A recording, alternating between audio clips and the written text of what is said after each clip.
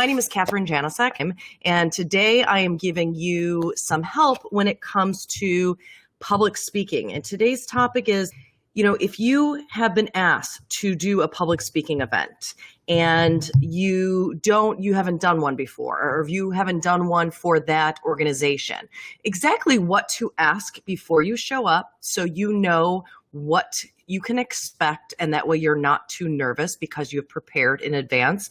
And also I'm going to give you some tips on how to look your best. So if you have specific questions about maybe an event that you have coming up, you're on a panel, you've been asked to do an annual report to your company, you have never done it before, even if you're speaking to a small group, you don't know specific things, and that's why I want to make sure that you ask these specific things so you're not caught off guard. Because what happens is usually when you're caught off guard, because you're not planning for there to be cameras, or you didn't know there was going to be 2 cameras, so you don't know how to move from one camera to the other one.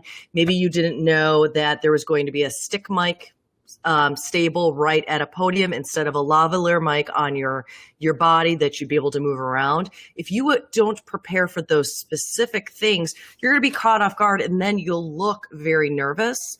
And what will sound to the audience and what it'll look like to the audience is that you're not confident about your content. So they won't necessarily know that you're nervous, or that you weren't told about certain things, or you weren't told that there was going to be a live audience and not just the audience that you were talking to in person. Like you didn't know that there was going to be a live web audience, or you didn't know that this was going to be broadcast over to other satellite campuses, for example. If you don't know those things and then you're surprised then and there, it's going to come off in your presentation. But the audience won't know that you've been put off because of specific equipment. They'll just think that you're nervous about your content. And that's my goal, is to make sure that you sound and look great, and that you're not caught off guard and therefore look to your audience like you don't know your content. So that is my job with my clients, is I prepare them, whether it's for the media or for public speaking in small groups, large groups, live to tape, no matter what the opportunity is, my job is to prepare them. So I actually wrote about this in a book that I contributed to last year that made the Amazon best-selling list, and my picture is in the back, which is awesome. And I wrote about, because one of the questions was, when you're training a client that's doing public speaking, what helps them with their presentations? How can you help them be better? And honestly, most times when I'm coaching someone, it's just practice. They need to know how to prepare. They need to know their content in and out, and then they're great on stage, or they're great in that small group, or they're great on the video presentation that they have to give. So most times I will tell you it's preparing. It's being confident about your content, being confident about what you're wearing, how you look, and being confident about the situation. And today we're talking about the situation and working on those things of what you could ask, so you can take all of those variables out and you can just concentrate on your content that day. And that's what we want to do. So it also came up with a couple of my clients this week on what to ask. A couple of those things are, I'm going to kind of list them right here. You need to know before you get up and before you show up for a public speaking event, what kind of microphone? I alluded to that a couple minutes ago. What kind of microphone are you going to be having? Is it going to be a stable microphone on a podium that you need to stick to? Is it going to be a lavalier that's connected to your clothing and you're going to be wearing a battery pack in the back, and that you can make use of the stage and you'll be able to move around and use your hands and maybe walk up to an audience member and approach your audience and just be able to move your body more? The microphone question especially is really important because it helps you on how you're preparing. Because if you're preparing to work the crowd and walk the stage, and then you get there and you're going to be stuck at a podium with a microphone, you're going to be completely off put, because here you are practicing one thing and then now you're going to have to stay there. Or what if you have a lavalier mic and then you stand there at the podium? You're going to look like a stick in the mud if you're preparing for a podium mic. So see how those two things, it's very important. So one of the questions you need to ask before you show up for a public speaking event is just ask them on the phone, where's the microphone going to be? What kind of mic is that going to be? Is it a lav? Is it going to be a stick mic? Is it going to be on the podium? Is the room, am I not going to even need a mic because the room is small enough? Those are questions to ask. And then if it's a lav, you might want to ask, you'll have to plan ahead then for your clothing, because for men, a lavalier mic, just kind of clips on the back of your clothing. But for women, you'll have to make sure that you're wearing something that microphone can actually clip onto. If you're wearing a sheath dress, sometimes it's hard to clip that battery pack onto you. So these are just things that then you can plan ahead for. Another question that I like to prep my clients to ask is, where are the cameras? So, and ask them, will there be cameras? Because sometimes someone might go and they're doing an annual report and they have to report on what their group has been doing, what the production levels have been, how's everything going? Okay. It's kind of just, like I said, an annual report, a check-in. And they don't know that there's a camera. So they didn't prepare for that camera. They're working the room and they didn't know there's a camera. And so they didn't know that most of their audience is going to see them on camera and not really in person. Maybe their international offices, all those employees that are in those offices saw you present, but not live, and you didn't prepare for that camera. So not preparing for the camera. Maybe you never, looked at the camera. Maybe you never, addressed the people behind, watching that live shot or that video. Maybe as a woman, maybe your hair was, on the sides of your face. And so the camera shot was at a certain angle and they never even saw your face. Maybe as a man, your glasses didn't have anti-glare, or there was all this glare on them. And so people just saw you and these big shiny, white spots because they didn't see your eyes. They just saw the glare off of your glasses. Maybe as a man or a woman, you didn't work the room appropriately for that camera. So it's really important to know that there is a camera there, so you can gesture to it, so you can make sure that your blocking is good, to make sure that you don't leave that whole audience out that is watching using that technology. So it's really important to know. And then also another thing is, if there is going to be a camera, how many cameras? So, and where are they going to be placed? Because that way you can rehearse your speech and just how you're going to address the crowd and make eye contact if you know where the camera placement is going to be. For example, if the camera is straight out in the middle of the audience, it's great because you can just look straight out in the middle of the audience and you can address that camera.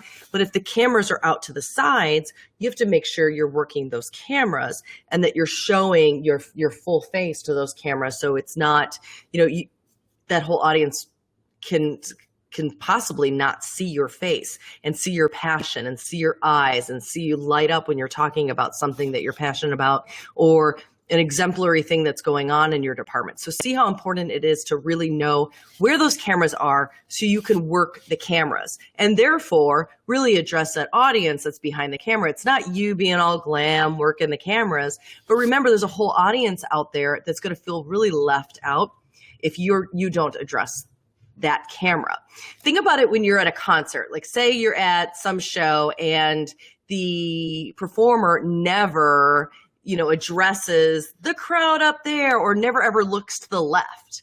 So you feel really left out because he's just looking to the right the whole time, or maybe he's just looking at the mosh pit, but he never addresses everybody else out there. You're going to feel left out, So a good performer works that stage and makes sure that he or she is looking out to the left and this and the bleachers and how important you get it. You feel brought in, you feel, a part of it when that performer is talking to you or singing to you or looking at you. And so that's why it's really important to not dismiss, oh, I don't care about working that camera, you want to make sure you don't leave out those people. Those are the employees that you're talking to, and those could be the people your hiring manager could be on that camera. So you want to make sure that you are addressing those and you know where they are so you can look to them. So, and honestly, it's kind of like if I was to look down the whole time and look at myself or look over and not address you, not look into the camera, you're going to feel really left out. You're going to feel like, what am I hiding? Am I embarrassed? Am I not confident about my content? So, but when I really look at the camera and I'm trying to connect with you, do you see the difference there? If I was looking down at my notes all the time and I said, you want to make sure you know where the microphone is and where the camera's, you're not feeling connected with me. But when I'm looking into the camera and I tell you about the success that I can help you have if you just practice with a public speaking trainer or a media trainer, and that your career will blow up if you use some of these tips. Do you see the difference? So that's really important to work that camera. Will it be on the web later? It's really important to know that too, because then you can possibly alter your speech a little bit. There might be some differences in how you present some information. If you know that this is going to be on YouTube, if it's going to be on your internal web for your whole company, you just need to know how this is going to be used going forward. Now, if you're nervous about asking these questions, gosh, I was just really excited to get this public speaking gig, I'm going to be on this panel or whatever it is, it's okay. Like if you feel like you just don't want to ask this, you can always ask who the AV person is, who's doing the setup, because you just want to go over a couple things and just get some information as far as, the room setup and the mic, et cetera. And then you can just ask that person what's going on, what kind of mics, because sometimes the person who books you doesn't know those answers. They don't know that far in advance. Is there going to be a lav mic? Is there going to be a stick mic? Am I going to have some kind of projector to put up my slides? So I like to go right to the man or woman in charge. And that's usually the person who's doing all the technology, running the room, doing the sound, doing the, hooking up the mics. That audiovisual person is really going to be the person that you're going to use for your resource when it comes to how is that room going to be set up. Because just most likely that person who booked you is not going to have those answers. And you really want to have those answers. It's very important to have those answers so you can prepare and then look as confident as you can when you do a public speaking gig. And the same goes for when you do media, it's really important to ask whoever gets you that media, please ask the producer, am I going to be with 2 anchors? Am I going to be with 1 reporter? When is this going to air? Because then that changes some of the things that you may say or how you may address that audience at home. So it's very important, whether it's public speaking or media, to ask some of these questions. Women and men will ask me about jackets specifically. And I got this again twice this week. So should a woman wear a jacket? They see that a lot of people on air tend to wear now sleeveless sheath dresses in bright colors. They don't have a lot of patterns going on. And they'll ask me, is that something that they should copy? Should they mimic that look that they see on TV? And I'll explain why you see that so much. One of the reasons is that solid color tends to, especially a beautiful color like an emerald green or a mauve or one of the gemstone colors, they just look beautiful. They look vibrant on television. And I wore this dress specifically because it has do you see like it has flowers or it has a design? Sometimes designs, flowers, patterns can be very disruptive to the audience. So it's really important that whatever you wear, the advice that someone like me gives you is advice so it doesn't take away from your message. So I tend to tell men and women to stick with basic solids, not a ton of stripes on men's jackets, nice solid shirts if they can, colors, a tie. Tie doesn't need to be solid, but I try to get them away from, especially women and their outfits, too many designs and patterns, because it just distracts from your message. And my goal, my job is to make sure that you are heard and that your message sticks with your audience. For women specifically, solids on top, nice bright colors, because it obviously brightens up your face and you look so much prettier and better. Not a lot of jewelry, stick with jewelry that doesn't make a lot of noise. If I was wearing a bunch of bracelets right now and I'm using my hands, all you'd hear on the microphone was all of my bracelets, and that would be terrible. You don't want that to be distracting. You definitely wear earrings, a necklace, whatever, but as long as it doesn't move around and it's not distracting the audience. I tend to not usually wear necklaces. I wore this one specifically, because my mom gave it to me this week and it's beautiful, but also because it doesn't move around. See how it's really staying put? And so if it slid around a lot and was moving the whole time, that would be an issue, because people would be watching that, I guarantee you, and they would miss some of what you say. So it's really important. And also earrings that are dangling and making noise, and you really want them to focus on your face, focus on what you're saying.